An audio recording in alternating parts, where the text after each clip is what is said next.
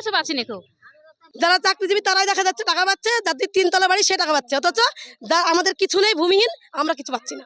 আপনারা দেখছেন reporter press. বর্তমানে আমরা করিমপুর 1 নম্বর ব্লকের সুন্দরপুর এলাকায় আছি। আপনাদেরকে জানিয়ে রেখে অন্নপূর্ণা ভান্ডারে 3000 টাকা অধিকাংশ মহিলারা পায়নি বলে অভিযোগ করেছেন। তারা পাওয়ার যোগ্য হওয়া সত্ত্বেও তারা পাচ্ছেন না। আপনাদেরকে জানিয়ে রাখি, বিগত সরকারের আমলে শিক্ষক ছিলেন তাদেরকে কিন্তু যোগ্য অযোগ্যর মেয়ে কিন্তু তারা আজ পর্যন্ত চাকরি থেকে বিরত আছেন, তারা কিন্তু চাকরি করতে পারছে না। আর এই নতুনভাবে এই যোগ্য অযোগ্যর নামেই কিন্তু মহিলারা বাদ পড়ছেন তাদের প্রকল্প অন্নপূর্ণা ভান্ডারের প্রকল্প থেকে। তারা জানিয়েছিল জুলাই মাসের 10 তারিখের আগে পর্যন্ত যারা আছেন তাদের ভেরিফিকেশন করা হবে। এই মাসের 2 তারিখে তিনি অ্যাপ্লিকেশন করেছিলেন। ইনি জানছেন যে যোগ্য হওয়া সত্ত্বেও তিনি পাচ্ছেন না এখনো অন্নপূর্ণা ভান্ডারের টাকা। পেয়েছেন?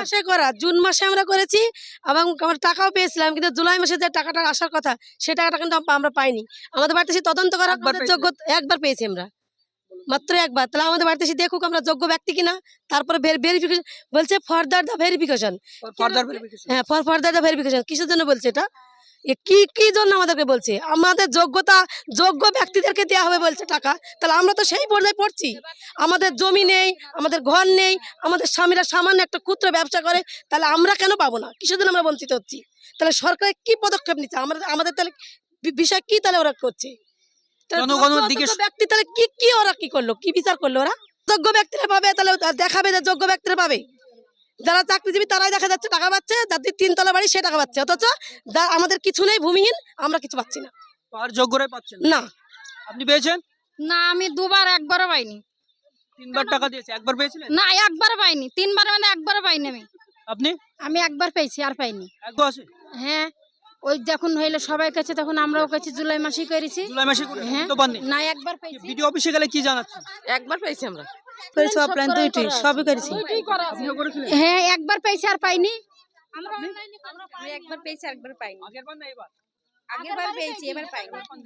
আমরা পাইনি। আপনি? আমি একবার পেয়েছি, আপনি? একবার পেয়েছি। এবার পাননি? না, পাইনি, এবার পাইনি। আপনি পেয়েছেন? হ্যাঁ, একবার পেয়েছি, একবার পেয়েছি।